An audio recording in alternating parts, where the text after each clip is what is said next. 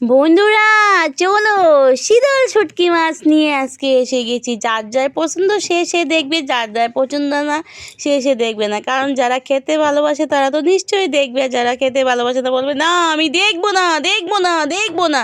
ঠিক আছে, যার যার পছন্দ সে দেখবে।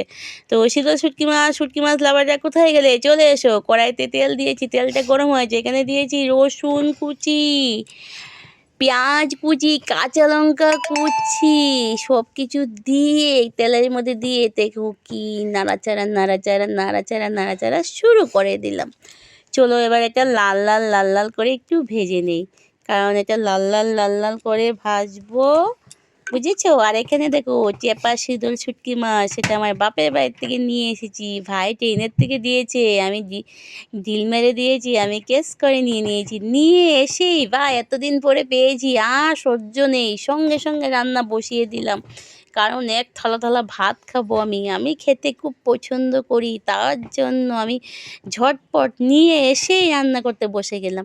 তো শীতল শুটকি মাছটা খুব ভালো করে ধুয়ে তারপরে আমি এখানে পেঁয়াজ লঙ্কা রসুন থেতো কুচি যা আস্তা যা ছিল সব কিছু তেলের মধ্যে দিয়ে একটু পেঁয়াজগুলো লাল লাল করে ভেজে নিয়ে সেখানে আমি শীতল শুটকি মাছ দিয়ে দিলাম, দিয়ে চিনি দিয়ে দেখো তো অনবরত এরকম এরকম এরকম এরকম এরকম এরকম এরকম এরকম করে দিলাম। এখানে দেখো কতগুলো লঙ্কা দিয়েছি, দেখেছো, এখানে আলু দিয়েছি।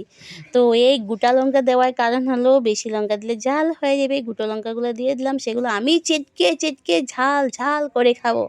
ঘরের সবাই এত আবার ঝাল খাবে না, তো তাই।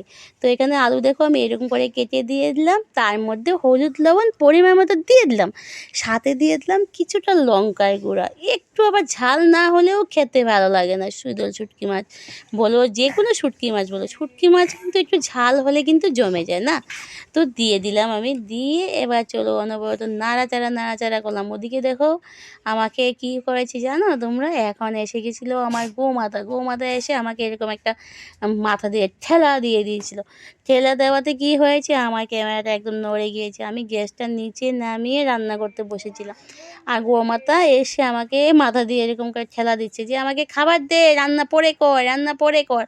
তো এভাবে ক্যামেরা হেলে গিয়েছে। তো যাই হোক আমি একটু ঢেকে দিয়েছিলাম, ঢেকে দেওয়ার পরে এখন আবার আমি নাড়াচাড়া নাড়াচাড়া করতে শুরু করলাম, কারণ না হয়তো নিচে লেগে যাবে। আর এটা একদম ভাজা ভাজা ভাজা ভাজা, যেরকম আমরা আলু ভাজা আলু চচ্চড়ি করি, ওটাওকে একরকম চচ্চড়ি আলু ভাজি বলতে পারো। তার সাথে দিয়ে দিলাম লাল লাল করে টমেটো কুচি, একটু কুচি বলতে যেরকম আর কি, এরকম কাঠি যেরকম আলু কেটেছিলাম সেই রকমই কেটে নিয়েছি, নিয়ে দিয়ে দিলাম, নিয়ে দিয়ে আবার চিনি দিয়ে নাড়াচাড়া নাড়াচাড়া করে নিলাম। এবার দেখো ফাইনাল লুকটা, দেখেছো এরকম হয়েছে। তাহলে এরকম হলে খেতে কেন ভালো লাগবে না বলো তো। কার কার পছন্দ কিন্তু অবশ্যই লাইক করবে, কমেন্ট করবে, শেয়ার করবে, পাশে থাকবে। Tata bye bye.